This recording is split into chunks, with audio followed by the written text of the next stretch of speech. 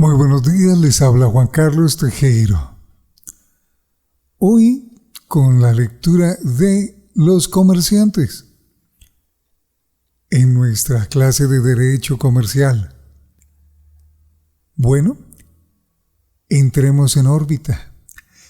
El análisis a las características del comerciante es de gran importancia debido a que éste tiene varias modalidades, por así decirlo: persona natural o jurídica, de hecho o informal y de derecho, regular e irregular. No obstante, cada uno de ellos genera responsabilidades con efectos diversos que deben tenerse presentes para identificar cuál es su alcance. Es por esta razón que en esta lectura se tratarán temáticas relacionadas con el comerciante, sus obligaciones, prohibiciones y sanciones, la competencia de la Cámara de Comercio y sus funciones como ente sin ánimo de lucro que brinda un servicio público, en la que además se solemniza la constitución del comerciante y se encuentra asesoramiento especializado en todo lo relacionado con el comercio.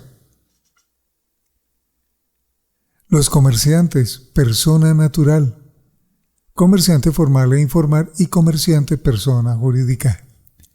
En términos generales, un comerciante es quien realiza habitualmente y por cuenta propia actos de comercio en el ejercicio de su capacidad plena y hace de dicha actividad su profesión. Cuando se hace referencial al comerciante, no solo debe tenerse en cuenta a quien actúa como intermediario entre el fabricante y el consumidor, pues el productor o industrial también ejerce el comercio, ya que la creación de bienes con destinación a la puesta en el mercado tiene como causa su enriquecimiento o lucro. En lo que respecta a la prestación de servicios, es preciso acotar que si estos son ejercidos de manera directa por el comerciante en el ejercicio de dicha calidad, sí constituyen un acto mercantil, pero si estos se realizan por persona natural en el ejercicio de su profesión liberal, se tratará de un acto civil. Entonces, comerciante es un individuo con capacidad plena que realiza actos mercantiles de forma directa o a través de delegados. La actividad que realiza es habitual y organizada. Se profesionaliza de manera empírica en el o los actos mercantiles que realiza y tiene finalidad lucrativa o de enriquecimiento o de ganancia el ejercicio de su actividad.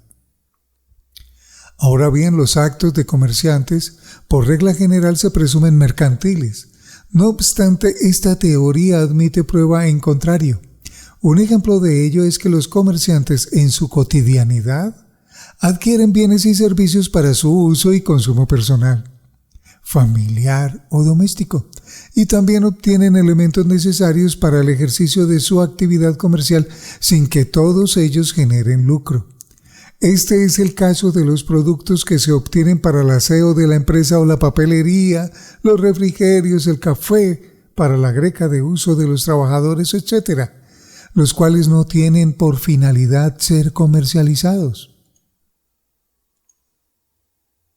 Diferente a aquellos insumos que se obtienen por el empresario para transformarlos en mercancía para su comercialización, o los que de por sí ya están transformados para ser negociados en el mercado, los cuales sí son objetos o bienes mercantiles.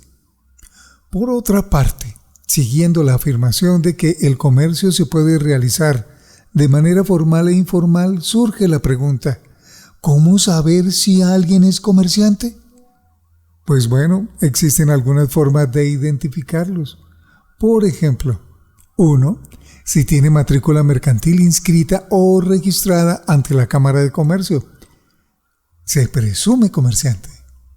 2. Si tiene un local comercial en el que realiza actos mercantiles, establecimiento de comercio, y está abierto al público, se presume comerciante. 3. Si anuncia u oferta al público bienes y servicios para comercializarlos o publicite su calidad de comerciante, aunque esto admite prueba en contrario. Vale la pena mencionar que quienes realizan actos comerciales por delegación no son comerciantes en el ejercicio de dicho acto específico. Así estén inscritos como comerciantes ante la Cámara de Comercio. En ese orden de ideas, y como se mencionó en el párrafo anterior, esto se debe a que el comerciante actúa siempre por cuenta propia, de forma personal o a través de un tercero, y su causa es lucrativa. En otras palabras, genera enriquecimiento para sí mismo. Es decir, cuando alguien es delegado por un comerciante para realizar actos de comercio, sí se están ejecutando actos mercantiles como delegado. Sin embargo, este individuo no se convierte en comerciante, pues está materializando negocios en representación de otro sujeto quien sí es el comerciante. Además, porque dicho servicio genera un lucro para el delegante o mandante y no para quien realiza la actividad, pues sus ingresos estarán catalogados como honorarios o salarios. Este es el caso de los administradores de las empresas, los representantes legales de los comerciantes, los agentes mercantiles, los corredores, los comisionistas y los empleados o trabajadores, pues todos ellos actúan por mandato de las condiciones pactadas en un contrato en los que se le delegan actos mercantiles. Ahora veamos cómo mejorar. Imagina que Francisco Cienfuegos es el dueño de una empresa unipersonal denominada Papeles La Mejor EU y vinculó por contrato laboral a Carmen, Juliana y Diana como vendedoras de sus productos que son papel para oficinas, y les pagará su salario fijo equivalente a un salario mínimo mensual legal vigente por las 40 horas semanales que laboren, y la base mensual de ventas está definida en mínimo 10 clientes que representen compras no inferiores a 7 millones de pesos por cada una. Pero si alguna de ellas vende más de ese promedio, recibirá un 2% de ganancia sobre el valor de venta por cliente. Francisco, para su empresa, nombró y registró ante la Cámara de Comercio a Juan José Figueroa como administrador y a María Mercedes Canarios como representante legal. Ellos deben cumplir una jornada laboral semanal. Se encargarán del ejercicio del objeto social de la empresa bajo los parámetros legales del personal trabajador, y cada uno recibirá un salario fijo. Eso quiere decir que de su buena gestión dependerá el buen funcionamiento de la empresa.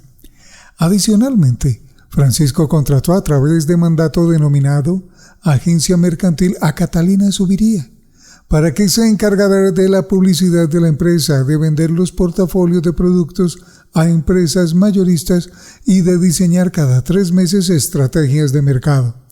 Las actividades que realizan Carmen, Julia, Diana, Juan José, María Mercedes y Catalina dejan grandes ganancias a la empresa todos los meses. Sin embargo, ellos reciben los mismos honorarios y salarios fijos que le fueron asignados a cada uno de acuerdo con el contrato que tiene suscrito, los cuales usan para su sostenimiento y mantener una calidad de vida digna, pues todos están prestando actividades de producto de su idoneidad y algunos de su perfil profesional. Por otro lado, Francisco, el dueño de la empresa, recibe cada mes ingresos variables que le permiten costear todos los gastos de la empresa y, aún así, se queda con cuantiosas utilidades más altas que las de sus empleados y contratistas, quienes son los que generan ese lucro. Es así como se infiere que Francisco es el comerciante, pues su finalidad es siempre obtener ganancias que superen lo que invirtió en lo que vende más los gastos operativos, incluso por encima de los ingresos de sus empleados y contratistas. En derecho existe un término que se asocia muy bien al concepto de comerciante y es el objeto social, el cual hace referencia a actividades, en este caso mercantiles. Sin embargo, entiéndase que la palabra objeto en materia jurídica tiene una connotación mucho más amplia. Por ejemplo, un objeto puede ser una cosa corporal o incorporal, es decir, no tangible, y que en algunos casos representan derechos patrimoniales que ameritan obligaciones de dar. También puede hacer referencia a los bienes, los cuales sí son corporales o tangibles y se dividen en muebles de uso o consumo o inmuebles, generando obligaciones de dar. Y finalmente el objeto también, que es una actividad que implica obligaciones de hacer. En otra unidad se hará referencia a las cosas y a los bienes del comerciante como establecimiento de comercio. Pero aquí lo que se pretende hacer es un énfasis en que el objeto es aquella actividad del empresario en la que transfiere a terceros bienes y servicios a cambio de un lucro. Por supuesto que si este asunto se ve desde una perspectiva netamente contractual, podría afirmarse que aquel apartado en el que las partes acuerdan lo que éstas deben hacer y lo que deben darse entre sí o a terceros se están refiriendo al objeto. En conclusión, el objeto social es la actividad comercial específica que realiza el comerciante. Teniendo presente que se está tratando el tema del objeto, también vale la pena abordar otro término jurídico que genera ambigüedad en materia de interpretación jurídica y corresponde a empresa o empresario. Según la Constitución de 1991, la empresa es la sociedad mercantil o productora de bienes que de manera autónoma y siguiendo los parámetros legales realiza actividades lucrativas dentro del mercado competitivo. Para esta norma, la empresa es la base del desarrollo económico de la nación y tiene una función social económica y es la de generar capacidad de consumo. Para el Código de 1971, Código de Comercio, la empresa es una actividad económica organizada para la producción, transformación, circulación, administración o custodia de bienes o para la prestación de servicios. Siendo así, la empresa hace referencia a la actividad mercantil, de tal manera que es el ejercicio del objeto lucrativo, y empresario es quien realiza el objeto lucrativo o explotación del mercado, negocios mercantiles. En lo referente al empresario, este puede ser una persona natural de hecho o derecho, formal o informal, o una persona jurídica regular o irregular. A continuación se hará una breve clasificación del empresario. Empresario comerciante es quien realiza los actos comerciantes.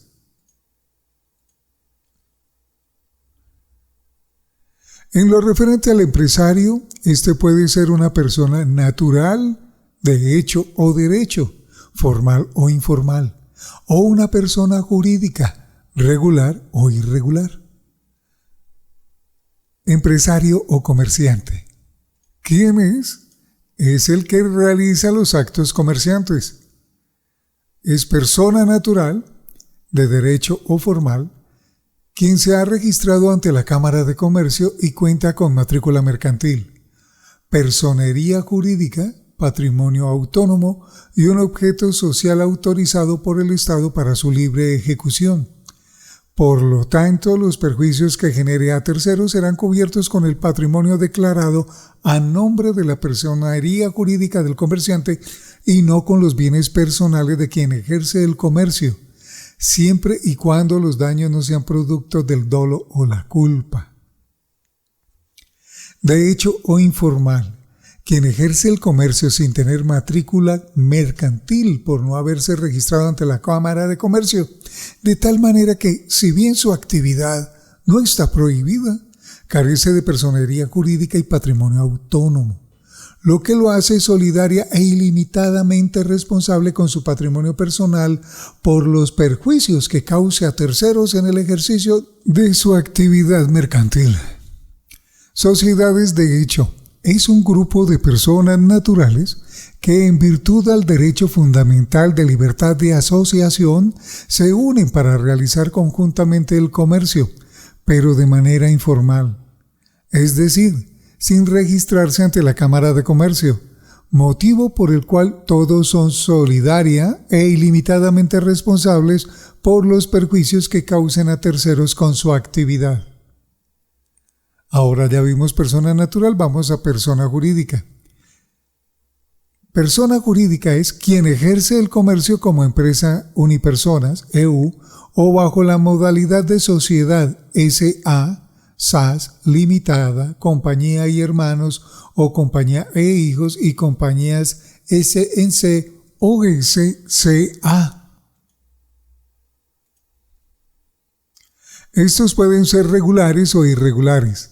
Las regulares son las que tienen todas sus obligaciones legales a satisfacción y las irregulares son aquellas que tienen algo sin el cumplimiento cabal exigido por la norma. De acuerdo con la anterior clasificación, podría afirmarse que los empresarios formales tienen unas tipologías particulares por la forma en la que ejercen el comercio, por lo que a continuación se hará un breve resumen solo a modo de ejemplo. Empresa individual, persona natural. Esta corresponde a persona natural que se registra ante la Cámara de Comercio en nombre propio con la finalidad de realizar actos mercantiles.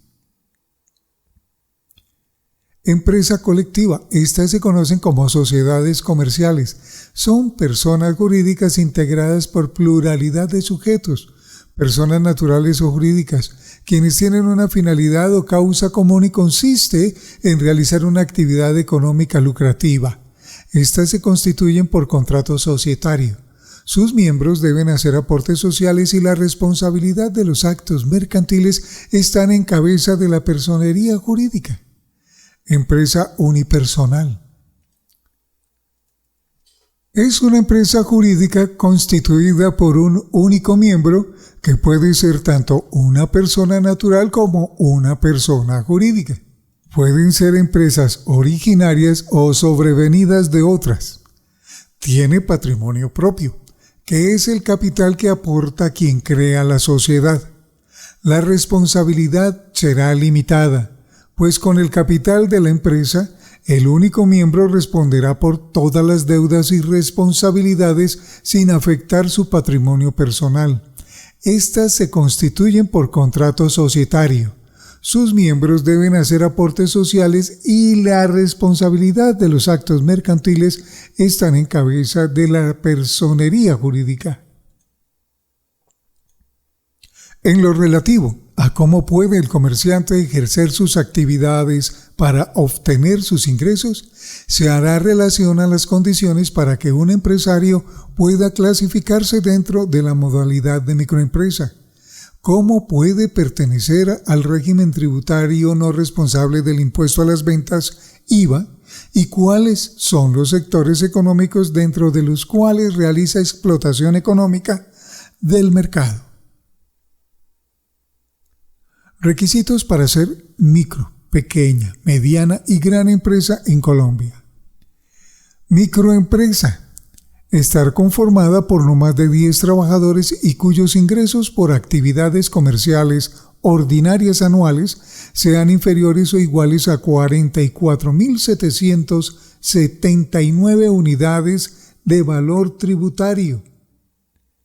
44.769 VT.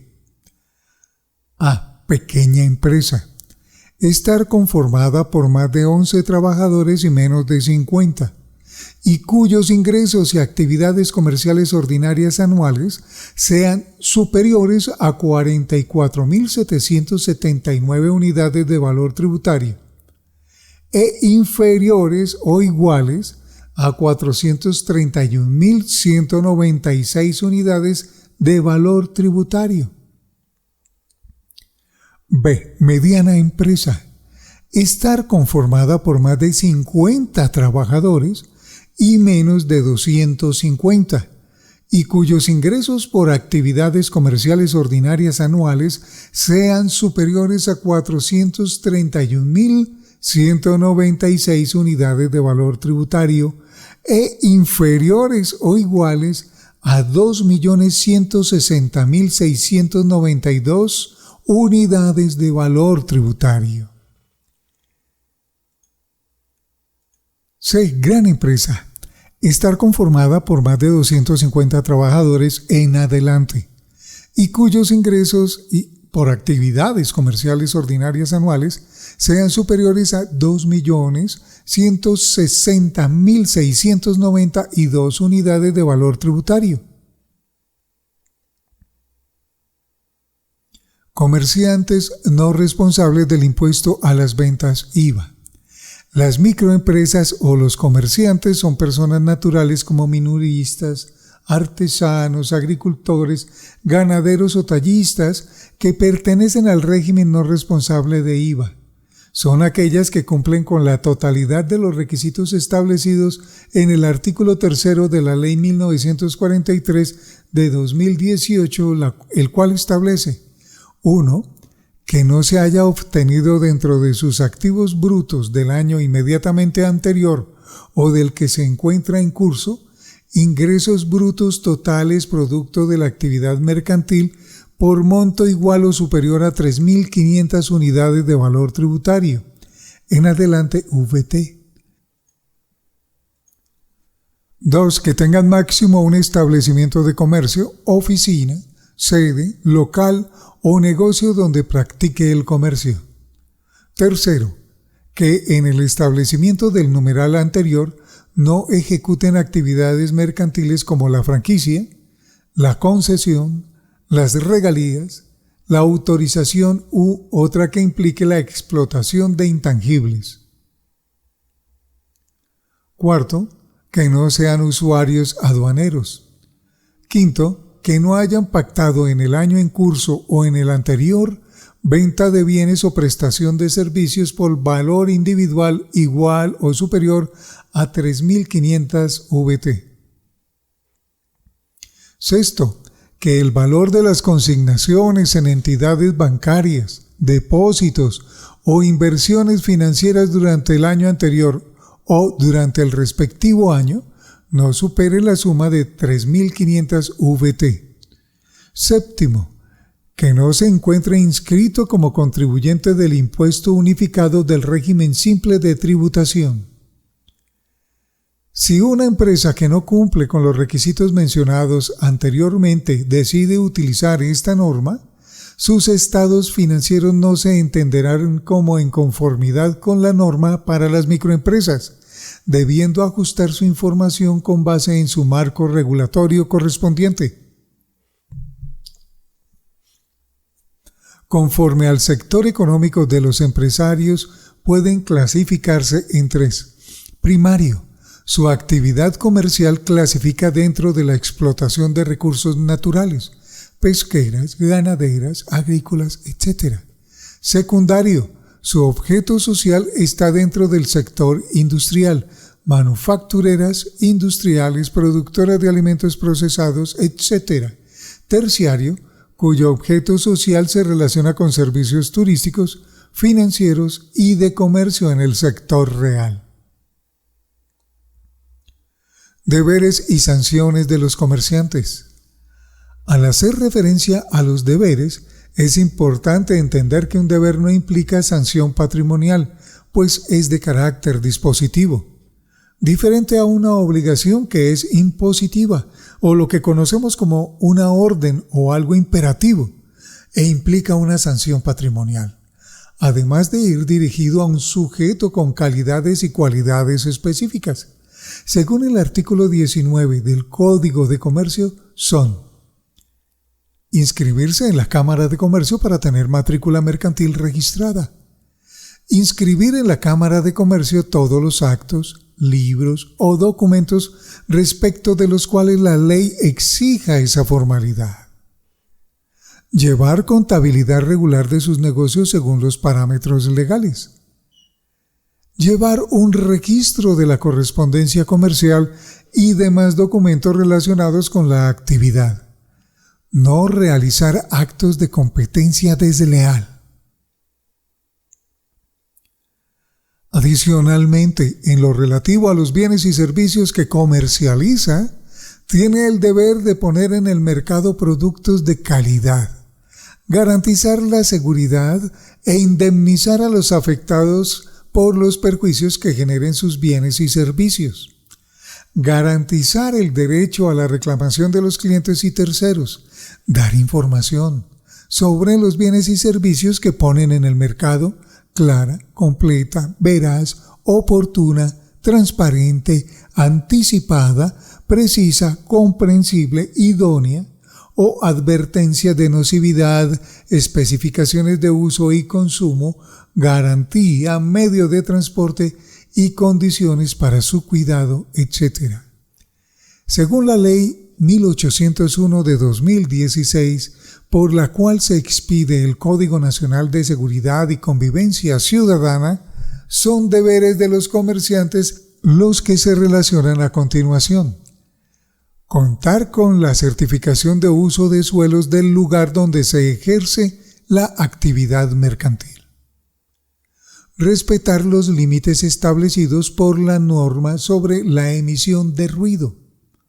Cumplir con los horarios permitidos por la norma y las autoridades para el ejercicio de la actividad comercial. Respetar y pagar por el uso de derechos de autor. Acatar las normas de higiene y salubridad para la materialización de la actividad mercantil. En lo que respecta a las causas por las que un comerciante puede dejar de serlo son las siguientes, según el artículo 17 del Código de Comercio, Decreto 410 de 1971. Por declaración de incapacidad absoluta o limitación alguna por capacidad relativa. Por declaración judicial de insolvencia del comerciante. Por la toma de posesión del comerciante de un cargo público que tenga relación con su actividad mercantil. Por sentencia judicial que le prohíba al comerciante el ejercicio del comercio. Por disolución y liquidación de la persona jurídica del comerciante. Por muerte del comerciante, ya que esta es una actividad intuito personae. Por terminación de la actividad mercantil o por dejar de practicar el comercio. Derechos de los comerciantes. En Colombia, los comerciantes tienen derecho a ejercer su actividad de forma libre, siempre y cuando ésta no esté expresamente prohibida o se exijan exclusividades o solemnidades respecto del sujeto que la practica, además de recibir protección del Estado para el digno y pacífico ejercicio de la actividad. Tener acceso a los servicios de capacitación, actualización y acompañamiento para el emprendimiento y formalización. Denunciar ante las entidades judiciales los actos de competencia desleal y la violación a la norma por parte de terceros. Que el cliente se informe sobre las características y cualidades del producto o servicio antes de la adquisición, a que los consumidores actúen ante él de buena fe, a que los consumidores o clientes cumplan con las normas de reciclaje y disposición de los bienes adquiridos al comerciante, entre otros. Grupos empresariales o comerciales. Los grupos empresariales son una de las principales formas de realizar colaboración empresarial para ser más competentes en el mercado, contar con mayor y mejor infraestructura, experiencia, capital, talento humano, sectores mercantiles, entre otros, sin renunciar a la autonomía empresarial. En otras palabras, es la asociación de empresas o personas naturales comerciantes quienes, a través de contratos privados, pactan participar en negocios mercantiles comunes, aportando recursos y asumiendo riesgos y responsabilidad de la actividad. Por supuesto, sin dejar de lado la operatividad y la autonomía de los negocios propios. Por regla general, en la práctica, los diferentes tipos de grupos empresariales cuentan con un empresario que lidera el equipo y se conoce como matriz, y las demás cumplen el rol de subordinados. Adicionalmente, estos tienen un propósito común en el negocio particular que van a realizar y cuentan con un objeto social específico para dicho contrato.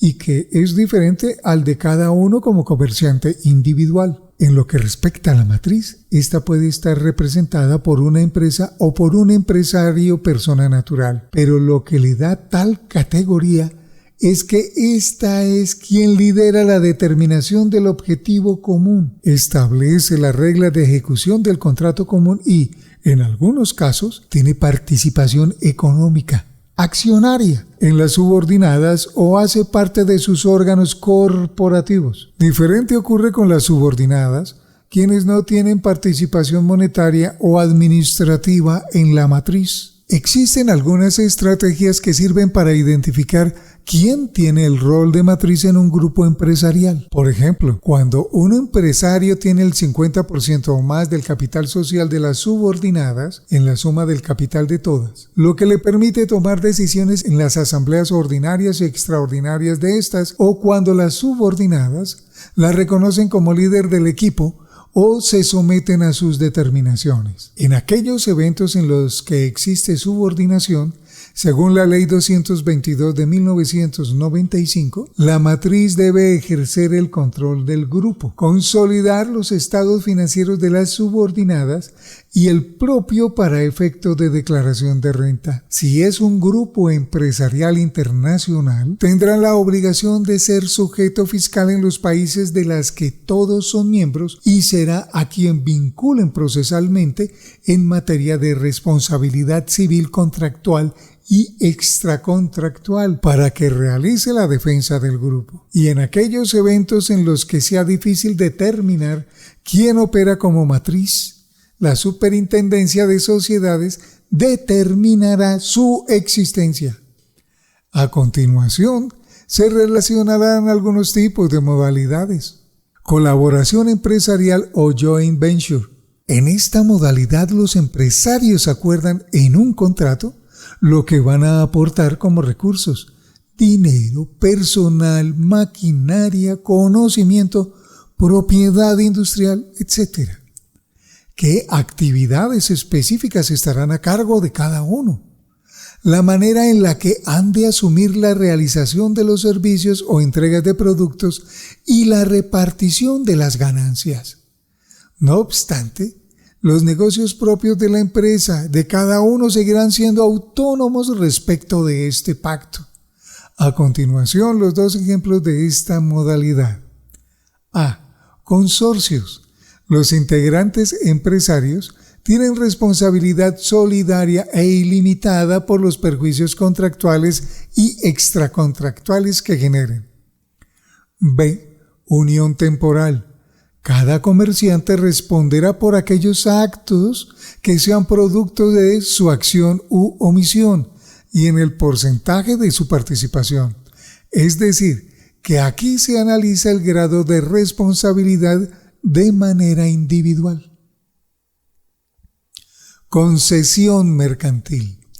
En la concesión, un comerciante concedente, propietario de un bien inmueble o mueble o propiedad industrial, permite que otro empresario concesionario use alguna de sus propiedades sin cobrarle por ello, con la condición de que el concesionario realice explotación económica de dichas cosas durante un tiempo específico, realizando, además, todas las adecuaciones de infraestructura o mejoras industriales necesarias para la adecuada prestación del servicio o venta de productos, con el fin de no desacreditar su patrimonio o nombre comercial en el mercado, y cobrando a los usuarios para recuperar el capital invertido, de tal manera que, al cumplirse el plazo de la concesión, dichos objetos le sean devueltos al concedente con las mejoras, la valorización o acreditación obtenida por quien hizo la explotación. Todas las cosas que pueden venderse y usarse sin consumirse son objeto de darse en concesión. En derecho público, el Estado usa bastante la concesión para que los particulares hagan explotación de bienes públicos en su beneficio, como por ejemplo otorgar el uso del espacio aéreo para la prestación de servicios de transporte o telecomunicaciones, terrenos para la construcción de carretera, túneles, puentes, pistas de aterrizaje, extracción de hidrocarburos, piedras preciosas, etc. Algunos ejemplos de concesión en materia de propiedad industrial son: A. Franchising. La concesión de una marca o patente de productos o servicios, la cual va acompañada de los métodos y medios de venta. B. Engineering. Su finalidad es la de dar estrategias o diseños para crear, ampliar o modificar una empresa o concretamente un establecimiento de comercio. Marketing.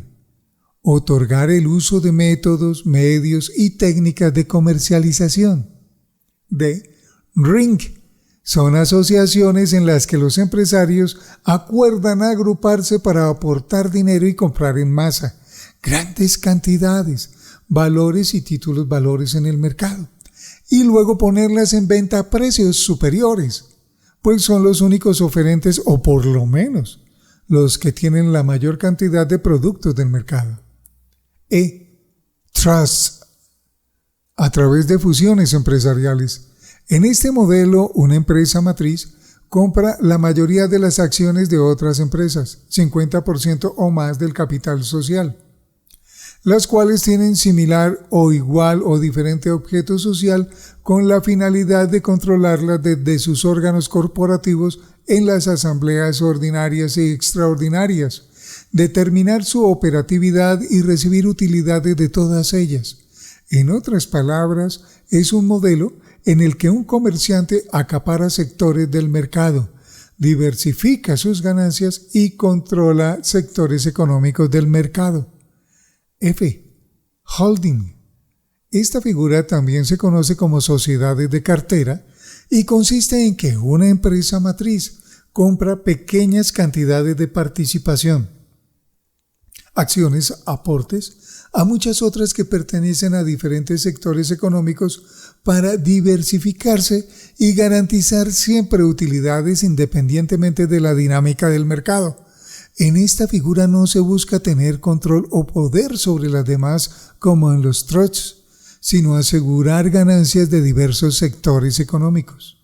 Carteles internacionales. Bajo esta modalidad, algunas empresas extranjeras se asocian para consolidar capital, poner sucursales en diversos países con la finalidad de comercializar servicios y productos importados a los precios más bajos del mercado y de esta manera debilitar la competencia nacional, obligando a que los microempresarios y pequeños empresarios cierren sus establecimientos mercantiles y locales, generando dependencia de los consumidores por ser los únicos oferentes y luego subir los precios en aras de recuperar el capital invertido sin competencia en el mercado.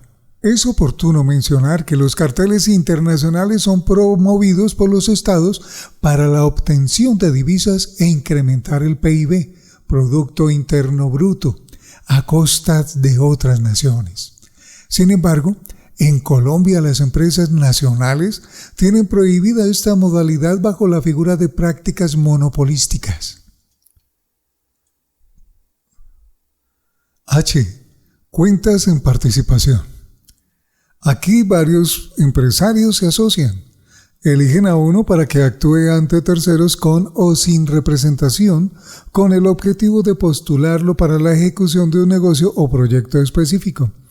Y luego de identificar las necesidades del negocio, unificar recursos con el fin de promover a quien está liderando la actividad e impulsarlo para que el servicio a prestar sea de mejor calidad. Todo ello con la condición de que de la remuneración del negocio les devuelvan la inversión más una utilidad, pero en caso de pérdida las asumirán sin exigirlas al patrocinado y responderán solidariamente ante terceros por los perjuicios que generen estos negocios. En algunos casos los patrocinadores no exigen devolución de inversión más ganancias, sino que piden al patrocinado que les haga publicidad para acreditar sus marcas. Fondos de inversión. Los fondos se crean por entidades vigiladas por la Superintendencia Financiera, las cuales recaudan capital de sus clientes inversionistas, dinero, valores mobiliarios, títulos, valores y valores, para crear con ello un solo fondo y destinar el capital a la adquisición de portafolios inscritos en la bolsa que, por supuesto, han de generar significativas utilidades. Por su parte, al cliente inversionista se le endosan valores o títulos valores que representan su peculio más la ganancia a un plazo determinado a cambio del patrimonio dado. Ahora bien, tanto los portafolios como los títulos deben estar todos inscritos en la bolsa de valores. Téngase presente que el fondo toma el capital de los clientes y lo invierte autónomamente, es decir, suscribe los negocios a nombre propio y deja como soporte para el cliente un contrato de depósito. Es un poco similar a la apertura de una cuenta bancaria en la que se consigna o transfiere dinero para retirarlo en un plazo determinado, mientras la entidad invierte el dinero en negocios que le generan utilidad a ella y al cliente. Prohibiciones del comerciante. Dentro de las prohibiciones está la de hacer uso indebido del espacio público, limitando el derecho a la libertad de locomoción de los habitantes del territorio. Alterar el orden público. Realizar actos de competencia desleal. Incluir cláusulas abusivas en los contratos que suscriba. Hacer ventas atadas. Emitir publicidad engañosa. Realizar prácticas que limiten la libertad de elección del cliente y la libre competencia del mercado, subarrendar locales comerciales sin autorización del arrendador, comercializar productos y servicios sin el cumplimiento de los requisitos legales, evadir y eludir sus obligaciones tributarias, exceder el ejercicio de sus derechos, realizar prácticas restrictivas, realizar actividades comerciales dentro del local comercial diferente a las autorizadas por el propietario de este o sin el cumplimiento de los requerimientos logísticos o de infraestructura requeridos por la norma o las autoridades, etc. La Cámara de Comercio. Noción, naturaleza jurídica de las cámaras de comercio, clases y funciones. Las cámaras de comercio son personas jurídicas de derecho privado, sin ánimo de lucro, corporativas y gremiales, que brindan servicios de apoyo a los intereses de los comerciantes y, según los artículos 78 al 81 del Código de Comercio de 1971, las actividades de estas se brindan bajo la modalidad de colaboración público-privada por delegación del Gobierno Nacional y cada una tendrá su propio presidente, junta directiva, entre 6 y 12 miembros. Un tercio de esta parte será integrado por representantes del gobierno elegidos por este mismo, y los demás serán designados por los comerciantes inscritos en la Cámara de Comercio y jurisdicción territorial, elegida por el Gobierno Nacional. Lo anterior con la finalidad de apoyar el cumplimiento de los fines sociales y esenciales del Estado en lo concerniente con la promoción de la prosperidad del empresario, la solidaridad, la libertad de empresa, la participación en la vida económica nacional y, por supuesto, apoyar el desarrollo económico formal del país para el fortalecimiento del Producto Interno Bruto, confecámaras, etc. Adicionalmente, la vigilancia y control de los recaudos de que esta entidad realice por los cobros de los servicios a sus inscritos está en cabeza de la Contraloría General de la República y, en lo que respecta a los empleados de dicha entidad que tengan profesiones liberales como abogados, contadores y economistas, tendrán inhabilidad para ejercer el comercio y para practicar su profesión de manera particular mientras estén vinculados a la Cámara de Comercio. Código de Comercio de 1971, Decreto 1520 de 1978. Dentro de los servicios más importantes que brinda esta entidad están: formalización empresarial, al registrar a los comerciantes que han cumplido con el deber de solemnizarse a través de la obtención de su matrícula mercantil, personería jurídica y patrimonio autónomo. Llevar los registros mercantiles de las actuaciones de los empresarios en lo relativo al capital social, la denominación o razón social, el término de duración, el domicilio, el objeto social o actividad mercantil, los órganos de administración, la representación legal, la dirección y revisoría fiscal, entre otros órganos corporativos, las utilidades y sus normas de repartición y todas las modificaciones a estos asuntos, además de los libros contables, las transformaciones, escisiones, fusiones, disoluciones y liquidaciones. Talleres de asesoramiento y acompañamiento para la creación de empresa. Asesoría especializada para la creación de empresas y procesos de transformación, escisión, fusión y modificaciones estatutarias. Acompañamiento a los inscritos como consultorías para la eficiente satisfacción de objeto social registrado, es decir, apoyarlos en la generación de utilidades con el máximo aprovechamiento. Asesoramiento para la reactivación de empresas, cursos en estrategias digitales e implementación de herramientas tecnológicas, asesorías para la resolución de conflictos y servicios de tribunales de arbitramiento, ofrecimiento de capacitaciones a micro, pequeños y medianos por grandes empresarios, asesoramiento en ventas y rentabilidad, acompañamiento para el acceso a los mercados internacionales, servicios exclusivos a los afiliados en diversas áreas, servicio de chat y asesoría especializada para la resolución de preguntas a los inscritos. Funciones de la Cámara de Comercio que una vez aplican se convierten en obligaciones. Servicio en beneficio de los intereses del comercio ante el gobierno y los comerciantes. Llevar a cabo investigaciones sobre asuntos de comercio nacional e internacional y servir como órgano consultivo que emite recomendaciones a entidades estatales oficiales y semioficiales relacionadas con el comercio. Identificar, recopilar y certificar las costumbres mercantiles de su jurisdicción. Llevar el registro mercantil de todos los actos de comerciantes que deban solemnizarse y certificar los actos y documentos inscritos ante ella. Designar los árbitros o amigables componedores en los eventos en los que sean requeridos por los usuarios. Prestar servicios de tribunal de arbitramiento. Asesorar a los comerciantes para el cumplimiento de acreencias como amigables componedores. Realizar todo tipo de eventos relacionados con las buenas prácticas del comercio y el emprendimiento empresarial. Definir su propio reglamento y someterlo a aprobación de la Superintendencia de Industria y Comercio, SIC. ¿Sabías que los actos que emitan la Cámara de Comercio pueden ser apelados ante la Superintendencia de Industria y Comercio? Y si el Gobierno Nacional las autoriza, pueden afiliarse a entidades internacionales de carácter mercantil para ofertar más servicios a sus afiliados, como por ejemplo la Cámara de Comercio Internacional, a la que, por cierto, están afiliadas muchas empresas. Código de Comercio de 1971, artículos 92, 93 y 94.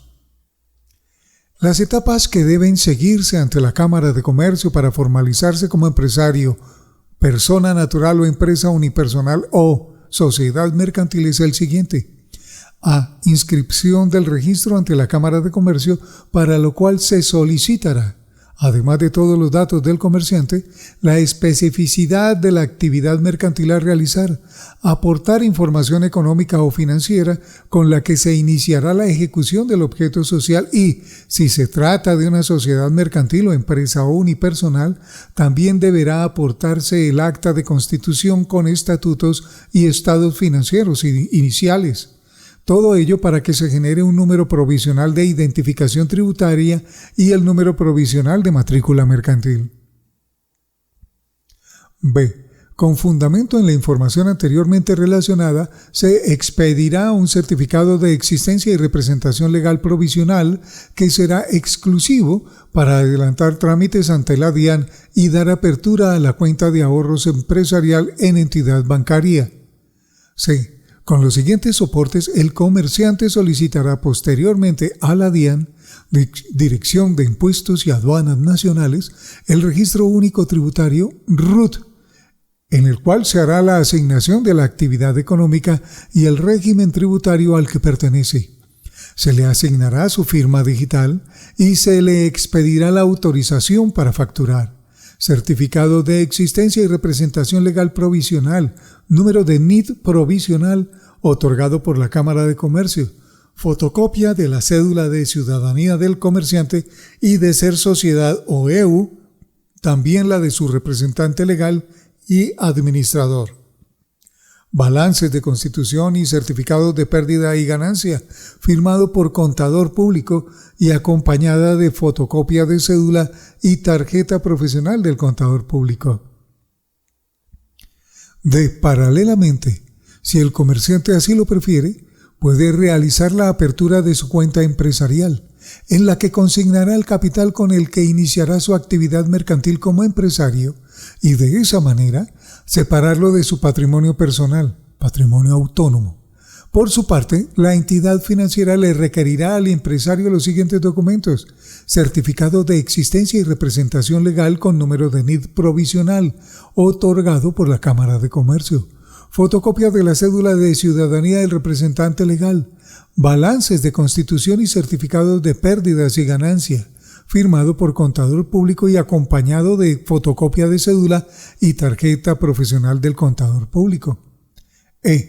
Una vez se cuenta con el RUT y el NID definitivo, estos se deben radicar en Cámara de Comercio para que la entidad emita el nuevo certificado de existencia y representación legal, que será el soporte con la información vigente que permita el cumplimiento del principio de publicidad.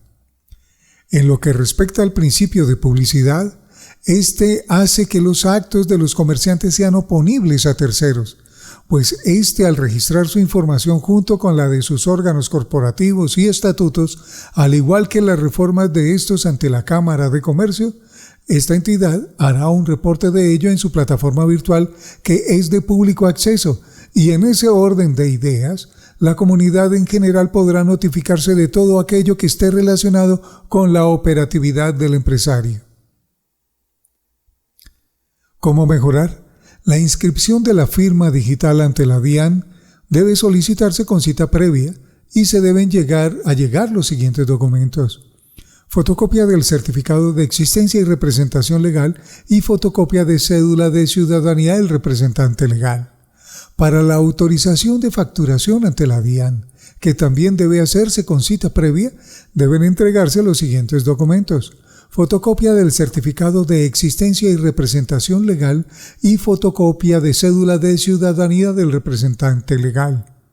Al comerciante se le autorizarán únicamente la cantidad de facturas que este informe vaya a requerir y tendrán una vigencia de máximo 2 años.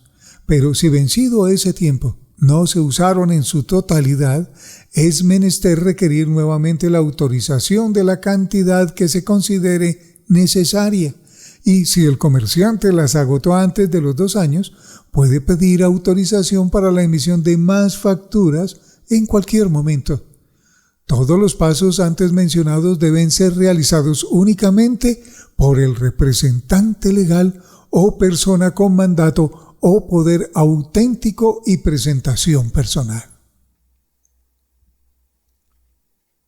Unos datos importantes que les voy a leer porque son al lado de nuestra lectura, que habla, por ejemplo, de registros mercantiles. El registro público administrado por la Cámara de Comercio.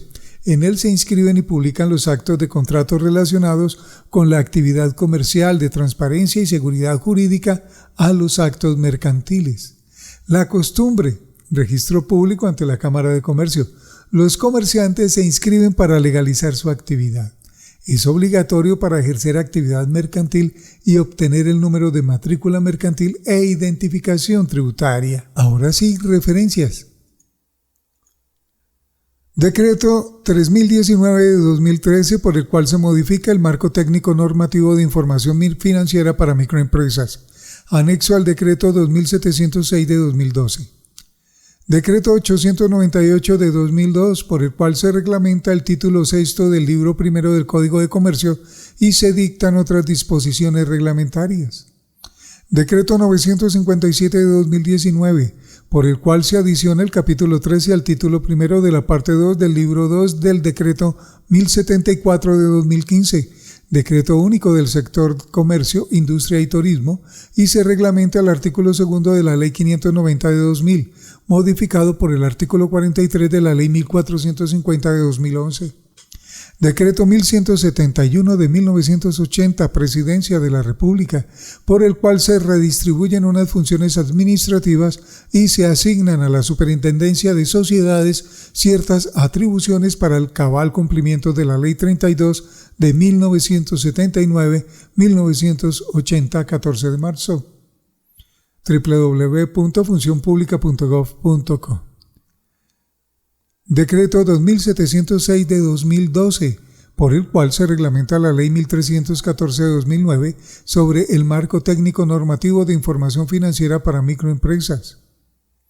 Decreto Ley 2150 de 1995, por el cual se suprimen y reforman regulaciones, procedimientos o trámites innecesarios existentes en la administración pública.